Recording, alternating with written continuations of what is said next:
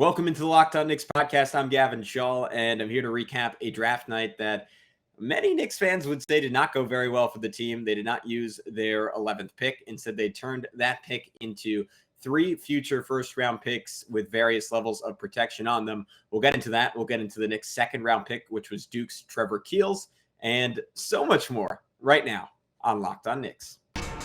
You are Locked On Knicks, your daily New York Knicks podcast. Part of the Locked On Podcast Network, your team every day.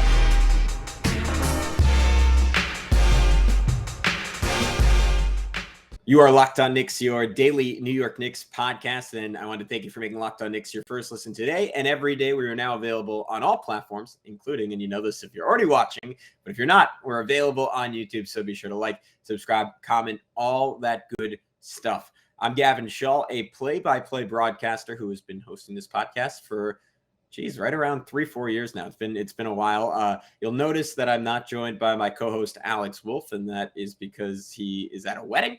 But he will be joining me in the morning to talk everything about this draft. And because of that, and since it's right around 12:30 East Coast time right now, I'm going to keep my thoughts relatively brief as I can, and then we'll get into more by the time you're listening to this in a couple of hours with Alex. But I wanted to give you guys something to chew on for first thing in the morning. So a tough night for the New York Knicks. I think no other way to say it. There are certainly senses in which you can spin this in an optimistic way.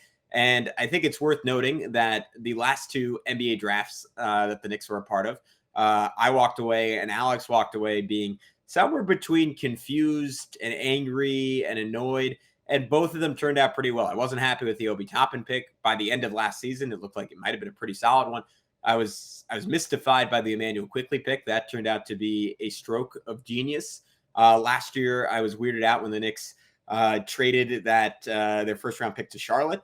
Obviously, that turned into Cam Reddish, so sort of an incomplete there. And then I was weirded out when they traded back from their second first-round pick, managed to turn that into Quentin Grimes, plus some maneuvering in the second round, got them Deuce McBride and Rokas Jokubaitis. So all in all, I was pretty happy with those moves. This year feels a little bit different and a little bit more sour, though. The 11th pick, obviously, a pretty substantial asset. You can look at that draft range and say the average return is typically like a pretty good bench player, maybe a very low-end starter down the road. Or you could do it a little differently and look at the 11th pick specifically and see some of the guys who have gone there in the last decade. Your Shai Gilgeous-Alexanders, your Miles Turners, your Doug McDermott's, their Klay Thompsons, if you want to go back a little bit deeper and say, hey, this is a spot in the draft where you can clearly get a star. But the Knicks clearly didn't see it that way. So just to recap how we got to this point, where the Knicks decided it wasn't worth making a pick at 11. Obviously, none of the top 3 guys were going to fall out of the top 3. That did not play out. The Sacramento Kings did not, in fact, select Jaden Hardy despite a poor fit. They went for Keegan Murray, someone who makes a lot more sense with their current infrastructure, if at the cost of sacrificing quite a bit of upside. And that's where things got interesting because the Detroit Pistons took Jaden Ivey. There were rampant reports throughout the night that the New York Knicks were aggressively trying to pursue a trade with the Pistons to get up and take Ivey. And for a second there, it looked like it might just happen when the Knicks were in the midst of pulling off this convoluted sequence of transactions that eventually netted them Jalen Duren, and seemingly that was a target for the Pistons, and it turned out he was very much a target for the Pistons as they ended up with him.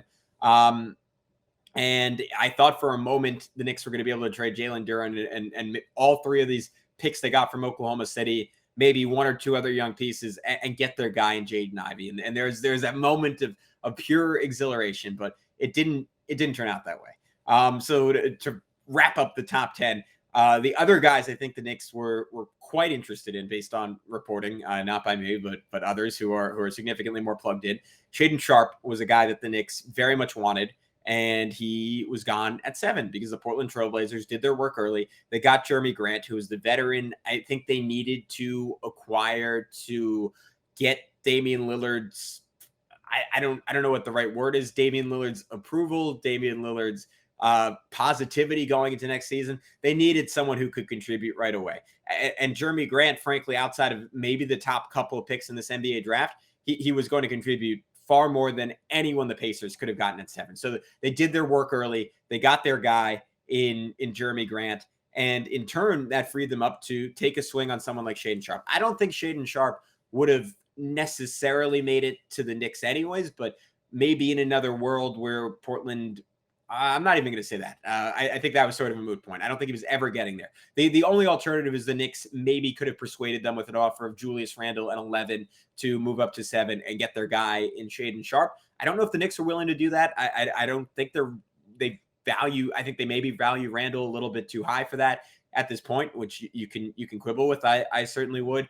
But the point is, once Portland had Grant, there was zero need to go get Randle. And maybe they wanted Grant's reliability over Randle's volatility if those two deals were in fact on the table, but there's no way for us to know that. And then the other twist of the knife was Johnny Davis, because there have been reports all week that the Knicks were very much into Johnny Davis. They didn't bring him in for a workout, maybe as a little bit of a smokescreen to not telegraph that interest, but the reports leaked out at the time. Thibodeau really liked him. The Knicks front office really liked him. And personally, I might be wrong about this, but I am of the belief if Johnny Davis was on the board at 11, he would be a New York Knick. And this really hurts because the Knicks, as you all might remember, lost that game, or rather won that game against the Wizards, second to last game of the season, blew them out. Obi Toppin and Emmanuel Quickly, both incredible. The Wizards didn't play anyone. The Knicks lose that game. Those two teams have the same record. You go to a tiebreaker. Maybe the Knicks get that pick, or the Knicks just sit everyone the last two games against the Wizards and the Raptors. Maybe you lose both of them, and then you definitely get that pick, and you potentially get your guy in Johnny Davis, who people we've talked to on this podcast considered a top 5 prospect. You can take that with a grain of salt. I'm sure there are a lot of people who don't see him as someone who has the requisite athleticism to be great in the NBA. I have no idea who Johnny Davis is going to be. That's the point with all this. It's a total and complete crapshoot. So what do the New York Knicks ultimately end up doing instead? It gets kind of crazy. So I'm just going to read it out because I don't have the capacity to remember it at this point. The Knicks trade the 11th pick to the Oklahoma City Thunder. Oklahoma City, in turn, trades 3 first-round picks to the New York Knicks. A 2023 Denver Nuggets pick, a Detroit Pistons pick in 2023 that is protected 1 through 18 through 2024, protected 1 through 13 in 2025, and protected 1 through 11 in 2026, 1 through 9 in 2027, and a Wizards pick that is protected 1 through 14 next year, 1 through 12 in 2024, 1 through 10 in 2025, and 1 through 8 in 2026. The Knicks, in turn, take the 13th pick that they acquired. I skipped a step here. The Knicks trade that 2023 Denver pick and 4 second-rounders to Charlotte for the 13th pick in this year's draft. Then they take that 13th pick in Kemba Walker and ship it to Detroit for Milwaukee's 25th, or not Milwaukee's 25th, Milwaukee's 2025 first-round pick.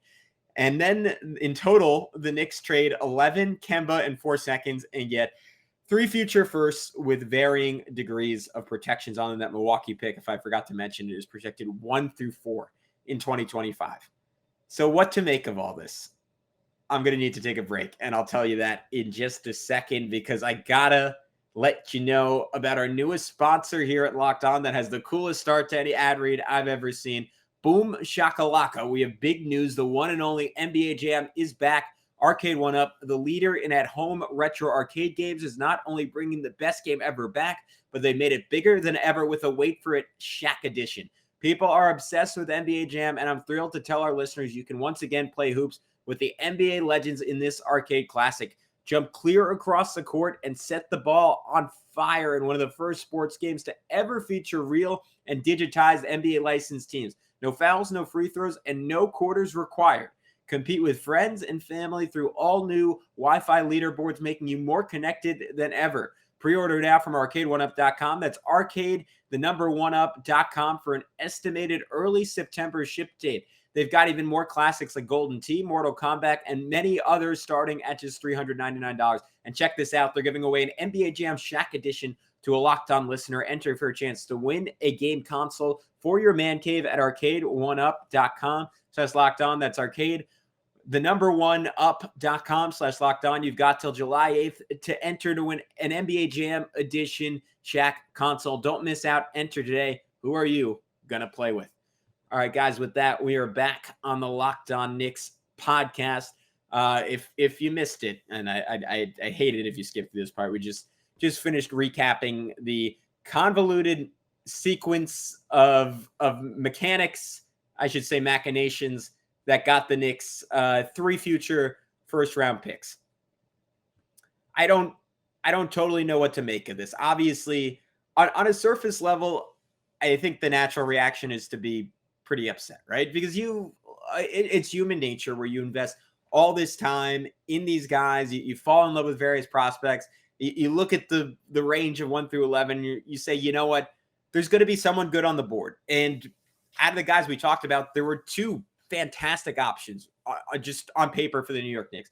I've become convinced by some of the people we've had on this podcast, some of the people I've talked to, just watching tape on the guy.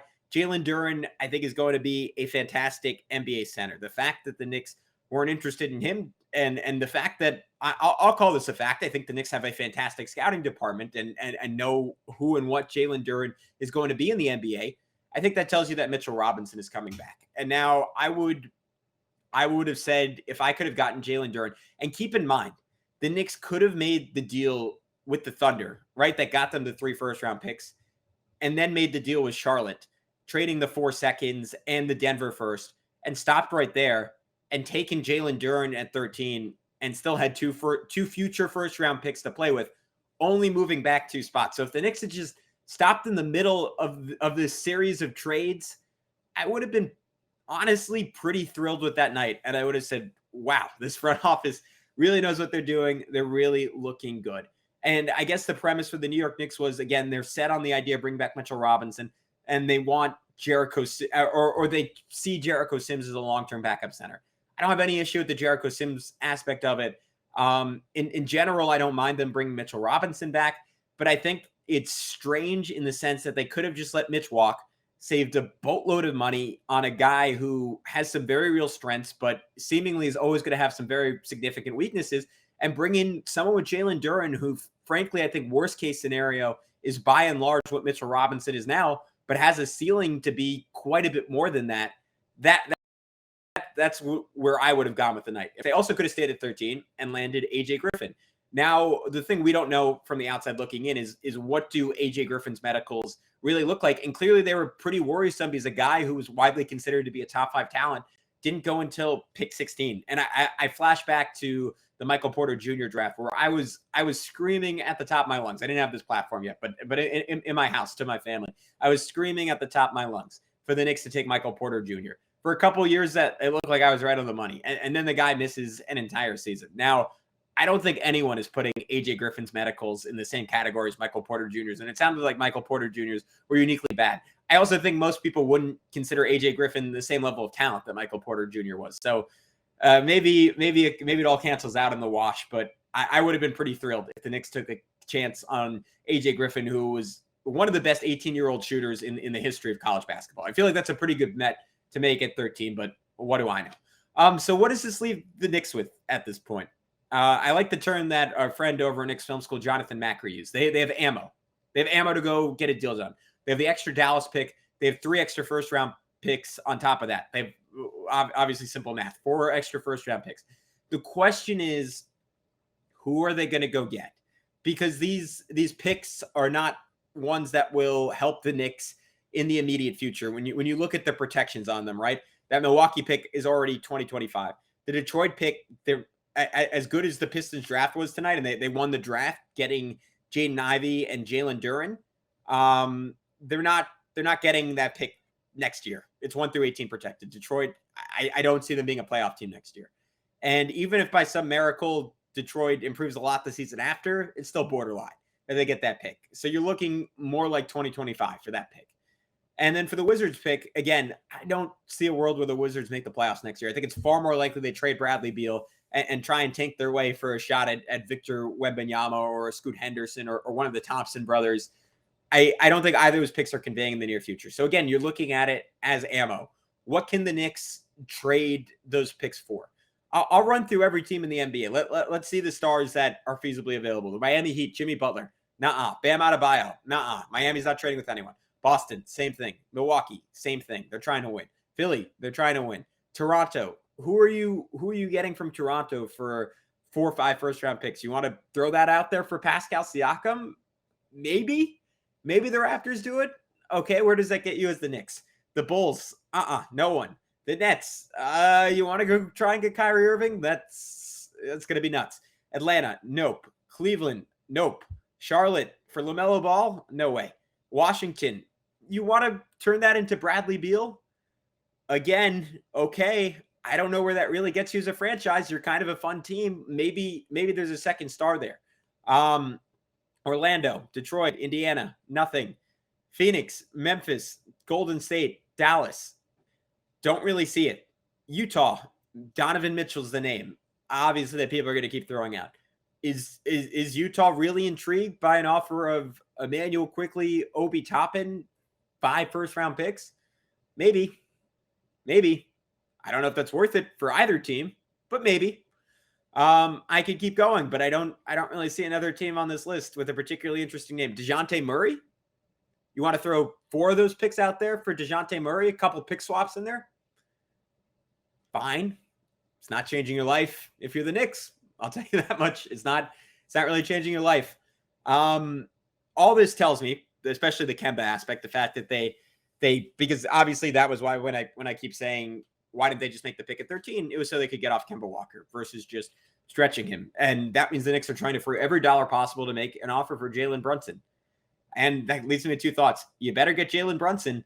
And if you're going to pay Jalen Brunson, who a lot of the reporting says he wants to go back to Dallas, such a crazy number that you end up with him. Is it worth it for Jalen Brunson? I don't know. It depends on what your follow-up moves are if you're the New York Knicks. And maybe the play here is they know they're getting Brunson, and they think they can take all those picks and turn them into, here's a name I didn't throw out, maybe DeAndre Ayton or maybe DeJounte Murray, which wouldn't really make any sense if you're going to go get Brunson. So who's to say? I don't know. I don't know what the Knicks' plan here is. I think you can only give it an incomplete until these picks convey down the road, which could be as long as 4 or 5 years away from now, which is frustrating. And part of the fun of following a team, right, is when they suck, they get a good pick, and you have someone as a fan to be really, really excited about. The Knicks didn't give that to their fans this year, and maybe it was a smart play, but right now it doesn't look like it. Right now it just looks like kind of crummy process that leaves you with sort of a blah taste in your mouth. And look, last year I remember I tweeted about this day. I remember being on this podcast and freaking out the Knicks didn't get Sharif Cooper. Maybe we fast forward a year from now and I'm looking at Jalen Duren and AJ Griffin and Malachi Branham and Ousmane Dieng and all these other guys that they passed up on and saying, there wasn't really one dude in there who really impressed me. And maybe this is all fine. Conversely, maybe one of those guys looks like a surefire all-star and the Knicks have their next Steph Curry or Jamal Murray to lament for the next decade. Only time will tell. All right, we're gonna take one more break, but when we come back, I wanted to give you guys some quick thoughts on Trevor Keels at Duke.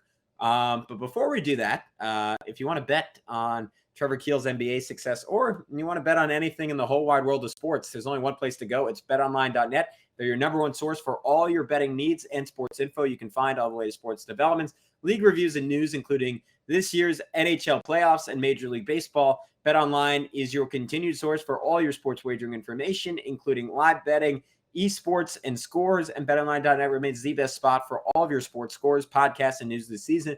BetOnline.net is the fastest and easiest way to check in on all your favorite sports and events, including MMA, boxing, and golf. So head to the website today or use your mobile device to learn more about the trends in action. BetOnline, where the game starts. All right, guys, we are back. Third and final segment here. Just some, again, it's about 1 a.m. now, so I'm gonna keep this very, very brief, but some quick thoughts on Trevor Keels, a 5-star recruit a season ago out of Paul VI, one of the best high school basketball programs in the country, in the DMV area, specifically the V. I actually broadcast one of Trevor Keels' games when he was let's say sophomore, and he absolutely went off against Mike Bibby's high school team. So that is my history with Trevor Keels. He had a solid season his first year at Duke. He did not shoot the ball the way he did in high school, which was sort of the main pitch of him coming out of high school, that he was like a thick 6'4", 6'5" guard who could really, really shoot. At Duke, that didn't totally translate. He shot just 31% from three, just 67% from the foul line. Did shoot 52% on twos, averaged 11.5 points per game, 3.5 rebounds, 2.7 assists, 1.2 steals. His profile offensively is that he is a very, very physical driver, strong, broad-shouldered, just burrows his way into guys. Not an exceptionally creative finisher. Not horrible defensively, but not spectacular easier. One part of his game, watching a little tape on him tonight that flashed to me, was his passing ability. I just think he's a very cagey and sharp passer, like really good at hitting guys on back doors, has pretty decent eye manipulation. Certainly never going to be a point guard in the NBA, but someone playing off the ball that you like to see that kind of creativity. And I mean, I always talk about in this podcast how it's additive when you keep piling up guys like that. And for the Knicks, it's another guy who has that high IQ, has that passing ability.